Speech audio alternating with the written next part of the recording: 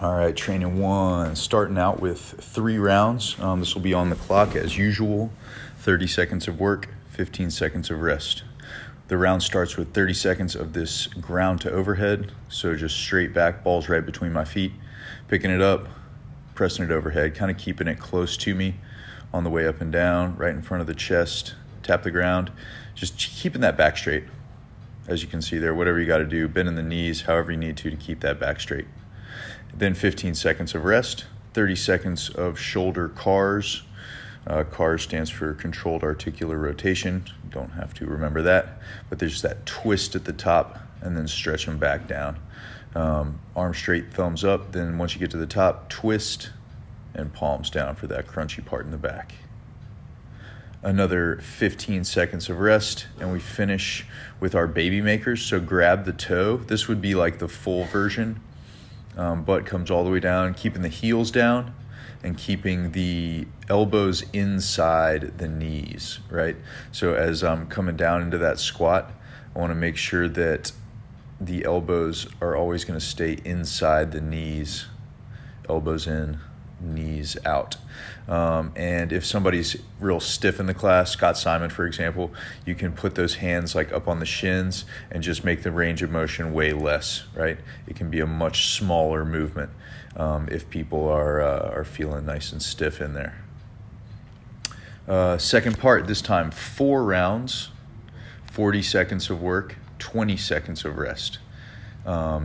This time another 3 movements. So we'll each have a kettlebell on the station, and then just to show you how I usually rip these tricep extensions, just strap a band up to one of the rings, and that's your station. Okay, so we start in a horn grip. The horns are those side pieces, so getting the pinkies right down on the ball. That's going to be our grip for our curls. So we got 40 seconds, non-stop, nice controlled horn grip curls. Keeping those forearms straight. So at the top there, you can see the bottom of the kettlebell. Then we go from there, after 20 seconds of rest, to 40 seconds of tricep extensions. Boom, just as you would do on a machine. This is of course the lightest band.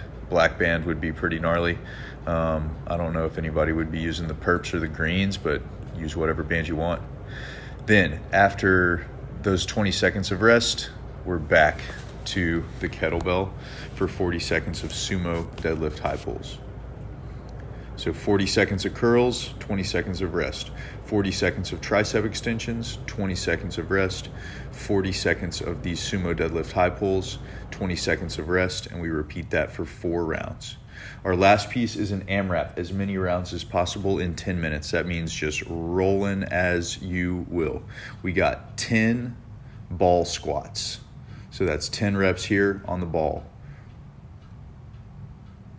Keeping those heels down, keeping that chest up, smashing the ball into your chest, and smashing the chest into the ball. 10 repetitions here. All right, keeping those heels down. Heels down, heels down. And the ball's going to be pulling you forward, but just stay upright. Then we got a sprawl plus deadlift. So the ball's going to be right under me here, sprawl down, and then grab the ball and pick it up. This could be a heavier ball. But this is the idea. It's kind of a sprawl down. You can tap the ball if you want, grab that thing, boom, straight back, stand it up. And finally, we grab that same ball, and we're doing 10 ball sit-ups.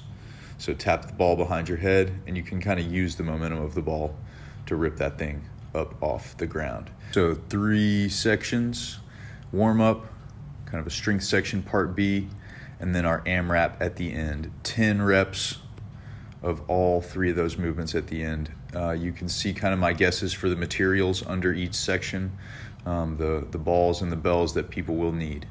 Good luck, dude.